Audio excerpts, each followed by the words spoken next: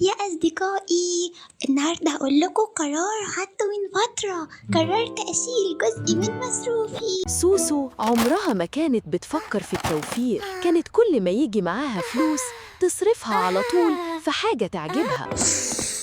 واو، اللعبة دي حلوة قوي، هشتريها دلوقتي. فكرت إنها لو وفرت الفلوس دي ممكن بعد فترة تشتري حاجة أكبر وأحلى.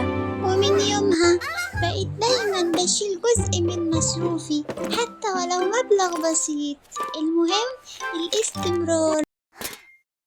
بعد فترة لقيت نفسها جمعت مبلغ كبير بالنسبة ليها. عارفين ايه احلى حاجة؟ مش بس عشان جبت حاجة بحبها، لا، انا مبسوطة عشان حسيت اني عملت انجاز. التوفير مش بس للفلوس، التوفير بيعلمك الصبر وبيخليك تختار صح. جربوا يا اصحابي تحوشوا ولو مبلغ بسيط وشوفوا هتبقوا مبسوطين قد ايه. ما تنسوش يا أصحابي تعملوا إعجاب ومشاركة وتدوسوا زرار المتابعة عشان تشوفوا باقي القصص.